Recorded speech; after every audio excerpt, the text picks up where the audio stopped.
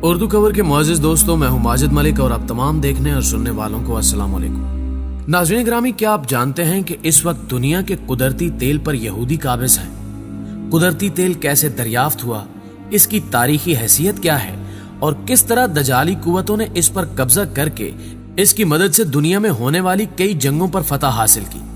आज की इस वीडियो में हम आपको कुदरती तेल की दरियाफ्त से लेकर मौजूदा दौर तक की कहानी सुनाएंगे। कुदरत की इस नेमत को किस अंदाज से इस्तेमाल किया जाता रहा है, इस पर भी बात की जाएगी। लेकिन इससे कबल हस्बे रिवाज चैनल पर नए आने वाले दोस्तों से दरखास्त है कि पहले YouTube के इस मुनफरिद चैनल उर्दू कवर को सब्सक्राइब करते हुए साथ मौजूद घंटी के बटन को जरूर दबा दें, ताकि इल्मी, अदबी और तारीखी वीडियोस की नोटिफिकेशन आप तक बाकायदगी के साथ पहुंचती रहे। नीज हमारी हौसला अफजाई के लिए हमारी वीडियोस को लाइक जरूर किया कीजिए, ताकि दिलचस्प वीडियोस का तसलसल बरकरार रखा जा सके। तो आइए दोस्तों, चलते हैं आज के इस अहम और खूबसूरत मौजू की जानिब। नाज़रीन ग्रामी, तेल के अरूज का सफर कोयले के जवाल से हुआ। 16वीं सदी के वस्त तक इंग्लैंड में जंगलात बहुत ज्यादा तेजी के साथ खत्म होना शुरू हो गए थे, जिसकी वजह कोयले को बतौर ईंधन इस्तेमाल करना था। लगातार कोयले के बेजा इस्तेमाल की वजह से 18वीं सदी तक इंग्लैंड में कम गहराई पर पाया जाने वाला कोयला खत्म होना शुरू हो गया। 1850 में अमेरिकी रियासत पेंसिल्वेनिया के मुकाम पर चंद अफराद ने झीलों और नदियों में काले रंग की ग्रीस की तरह दिखने वाला तेल दरियाफ्त किया। उस तेल का 1 गैलन 5 किलो कोयले के बराबर तवानाई फराहम करता था। इसके बाद 1862 में पेंसिल्वेनिया के ही एक मुकाम पर गहरे कुएं खोदकर सालाना 30 लाख बैरल तेल निकाला जाने लगा। आगाज में तेल का इस्तेमाल कैरोसिन और मट्टी के तेल के तौर पर किया जाने लगा, जिससे लालटेन जलाकर घरों को रोशन किया जाता था। वक्त गुजरने के साथ साथ तेल का इस्तेमाल बहुत ज्यादा बढ़ गया, जिसकी वजह से पेंसिल्वेनिया में तेल के जखायर खत्म होना शुरू हो गए। इसी दौरान अमेरिका की 2 मजीद रियासतों ओहायो और इंडियाना में तेल की दरियाफ्त हुई। उस वक्त तक पूरी दुनिया को तेल की अहमियत और ताकत का अंदाजा हो चुका था, इसलिए उस वक्त अमेरिका के एक बड़े बिजनेसमैन जॉन डी रॉकीफिलर ने तेल के कारोबार में पैसे लगा दिए, जिससे उसने बेइंतहा दौलत कमाई। मुअज़्ज़िज़ दोस्तों, यहाँ एक बात से आपको आगाह करते चलें कि रॉकीफिलर शैतानी खुफिया तंजीम इल्यूमिनाती के 13 सबसे ताकतवर खानदानों में से एक खानदान है। डेविड रॉकीफिलर, जो कि शैतान के पुजारियों का सबसे बड़ा और ताकतवर लीडर था, उसका ताल्लुक भी इसी रॉकीफिलर खानदान से था।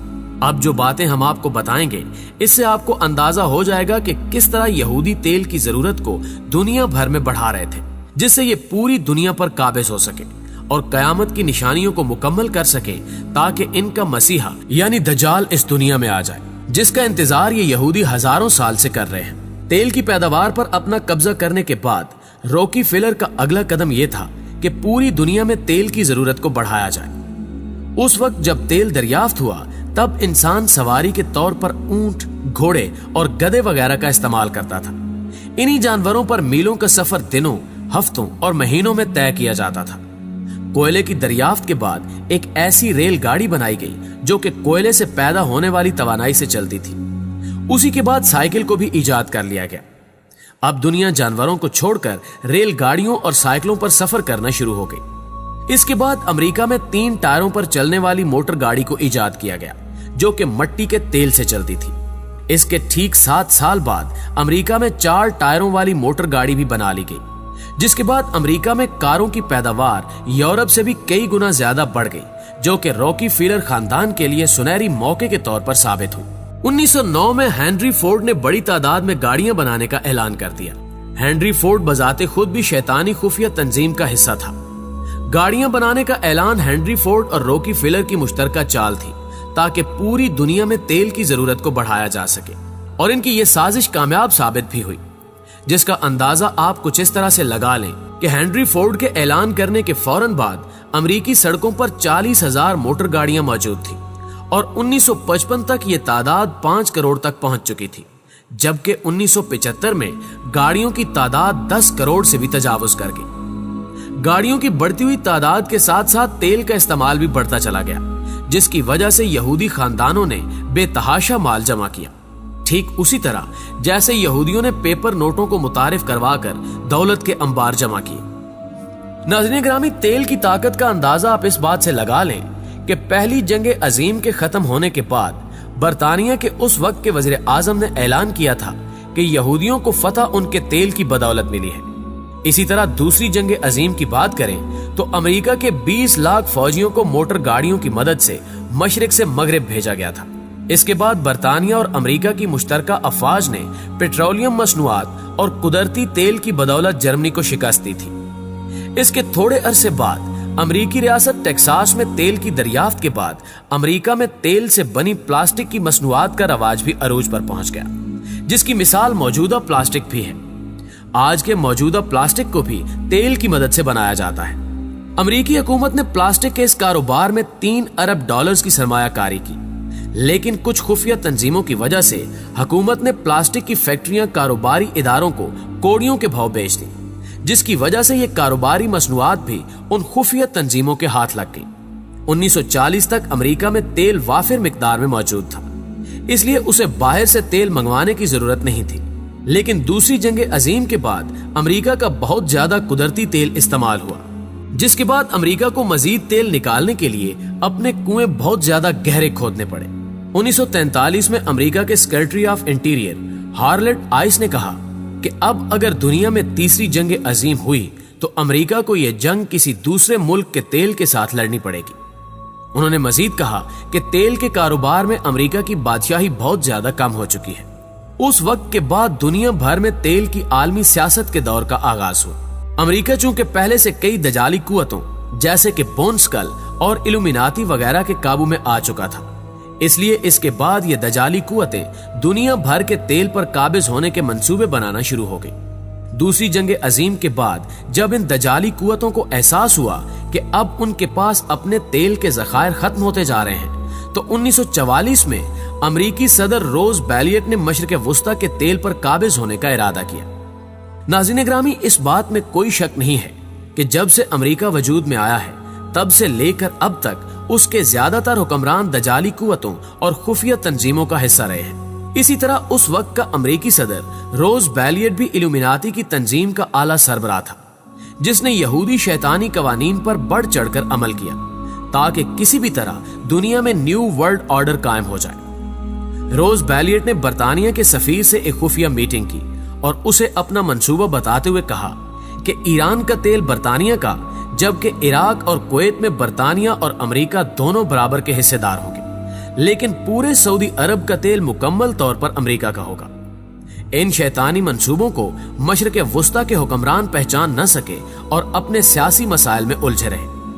वहीं दूसरी तरफ मगरिब में हर तरफ खुशहाली फैल गई। इन्हीं शैतानी साजिशों की बदौलत आज दुनिया के तेल का ज्यादातर हिस्सा इन शैतानी खुफिया तंजीमों के कब्जे में है। इसलिए इस वक्त ये शैतानी कुव्वतें पूरी दुनिया पर हुकूमत कर रही हैं। ये हाल सिर्फ तेल का नहीं बल्कि सोना, हीरे और चांदी और हर वो चीज जो कि इस दुनिया में कीमती है उसका रेट तक ये दजाली तंजीमें अपने हिसाब से बढ़ाती और कम करती हैं और इनको कोई भी रोकने वाला नहीं है, क्योंकि इनके पास जो ताकतें और इख्तियारात मौजूद हैं वो शायद इस वक्त किसी मुल्क के हुक्मरान के पास भी नहीं है। इन सभी खुफिया ग्रोहों में सबसे बड़ा ग्रोह इल्यूमिनाती है, जो कि इस वक्त दुनिया का सबसे बड़ा और ताकतवर ग्रोह है। इसकी ताकत और रसाई पूरी दुनिया में फैली हुई है। इसके बाद बारी आती है स्कल बोन नामी शैतानी खुफिया तंजीम की। ये इल्यूमिनाती की तरह ज्यादा ताकतवर तो नहीं है, लेकिन इससे कम भी नहीं है। ये ग्रोह भी पूरी दुनिया में अपने पांव बड़ी तेजी से जमा रहा है और शायद बहुत जल्द ये अपने मकसद में कामयाब भी हो जाए। साल 2004 में the true story of oil नामी एक किताब शाया हुई, जिसमें मुकम्मल तफसील से बताया गया कि किस तरह अमेरिका में तेल की दरियाफ्त हुई, जिसके बाद कई ऐसे ताकतवर इदारे वजूद में आए जिन्होंने तेल पर कब्जा करने के लिए सियासत से लेकर मैदानों तक कई जंगें भी लड़ी, जिसकी वजह से तेल पैदा करने वाले इलाकों को भी बहुत ज्यादा नुकसान का सामना करना पड़ा। इतना ही नहीं, उस तेल के इस्तेमाल की बदौलत हमारी इस जमीन को भी माहौलियाती लिहाज से कई नुकसानात का सामना करना पड़ा। प्यारे दोस्तों, अब तक हमने जिन भी दजाली खुफिया ग्रोहों के बारे में आपको बताया है, उनका मकसद सिर्फ एक है कि किसी तरह अपने मसीहा दजाल को राजी करके उससे इनामो कराम हासिल किए जाए। यहाँ तक कि इनमें कुछ ऐसे ग्रोह भी मौजूद हैं जिनका अगर कोई फर्द मर जाए तो ये उसे दफन करने की बजाय उसके जिस्म को संभाल कर रखते हैं ताकि दजाल आकर उनके आबाओ अजदाद को दोबारा जिंदा कर सके। आखिर में हस्बे रिवायत दुआ है कि अल्लाह पाक हमें और पूरी कायनात को दजाल के फितने से बचाए। आमीन सुम्मा आमीन। दोस्तों, हमेशा की तरह हमें उम्मीद है कि आज की ये वीडियो ना सिर्फ आपको पसंद आई होगी बल्कि आपके इल्म में इजाफे का बायस भी बनी होगी। अगर वीडियो वाकई आपको अच्छी लगी है तो इसे लाइक करते हुए अपने दीगर दोस्तों के साथ भी जरूर शेयर कीजिएगा और कमेंट बॉक्स में अपनी आरा भी हमारे साथ शेयर जरूर कीजिए। आज की वीडियो में बस इतना ही। अगली वीडियो तक के लिए अल्लाह निगहबान।